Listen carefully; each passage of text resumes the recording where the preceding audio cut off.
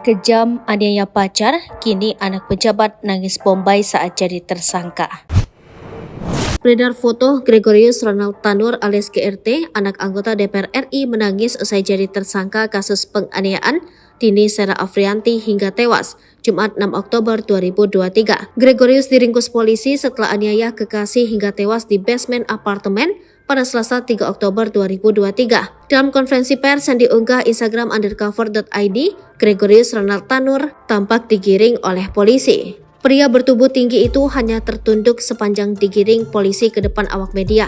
Tersangka yang mengenakan rompi merah bertuliskan tahanan jatan ras pun terus tertunduk selama menjalani konferensi pers. Setelah menjalani konferensi pers dan ditetapkan sebagai tersangka, anak anggota DPR RI tampak menangis. Sementara tangan yang diborgol tak bisa mengusap air matanya. Momen tersebut sontak menyita perhatian publik. Bahkan tak sedikit yang tuai kecaman yang meminta pelaku untuk dijerat hukuman berat. Dalam kasus ini, GRT dikenakan pasal berlapis tentang penganiayaan mengakibatkan orang lain tewas, yakni pasal 351 ayat 3 dan 359 KUHP. GRT terancam dipenjara selama 12 tahun. Namun saat Kapolrestabes Surabaya Kombes Pol Pasma Royce membeberkan penyebab kematian Dini, GRT tidak dihadapkan pada awak media. Karena membelakangi awak media kesulitan memfoto wajah GRT. Ketika rilis ungkap kasus selesai, beberapa polisi buru-buru menutupi wajah GRT.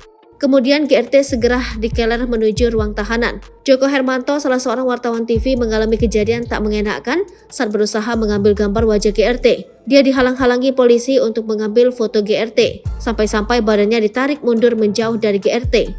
Joko bukan satu-satunya orang yang merasakan pengalaman tak mengenakan saat mengambil gambar wajah GRT. Wartawan lain, Ari, diusir pergi ketika berusaha mengabadikan momen GRT berjalan menuju ruang tahanan. Download Tribun X sekarang.